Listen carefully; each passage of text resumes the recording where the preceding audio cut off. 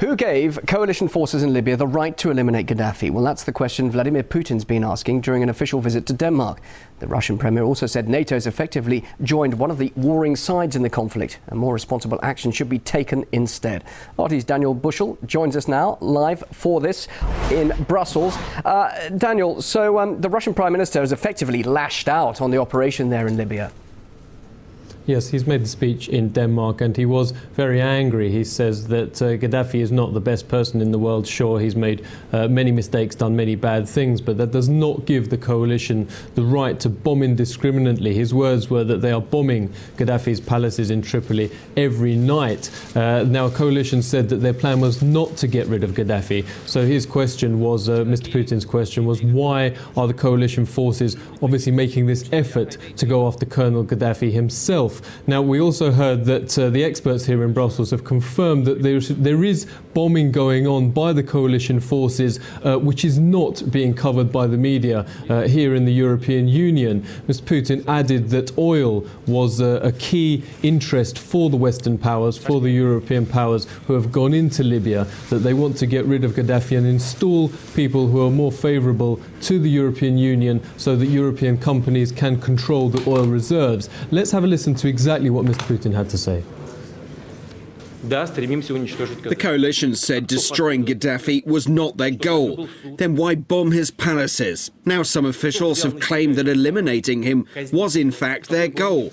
Who gave them that right? Did he have a fair trial? Returning to the no-fly zone, the bombings are destroying the country's entire infrastructure. When the so-called civilized world uses all its military power against a small country destroying what's been created by generations, I don't know if that's good.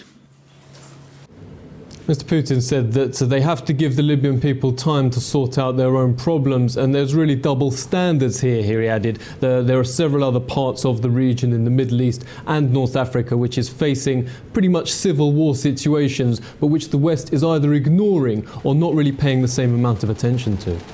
Well, Daniel, there have been reports about an EU plan to send army convoys to assist humanitarian aid there in Libya. Of course, there'll be those who say, well, this is really the start of a military ground operation, something, of course, that allies were adamant wouldn't happen.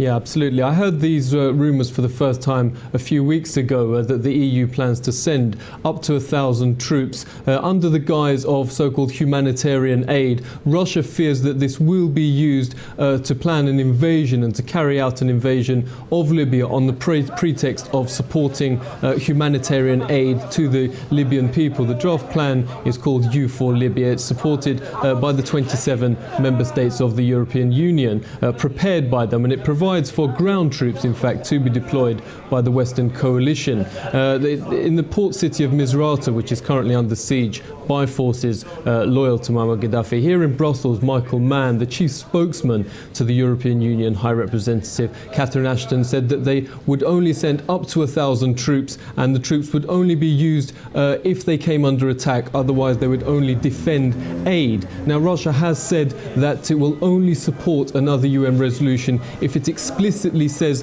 that it will not continue the violence, that if it ends the violence and starts negotiations, then that is the only condition under which they would support that. Now, I've been speaking to military analysts here in Brussels, and they confirm that ground troops are already in operation in Libya. This is not being covered by the media in the European Union, but troops are already in operation and they are pushing forward in Libya with Colonel Gaddafi as the target. Daniel, thanks very much indeed for that. That's Daniel Bushell live there in Brussels.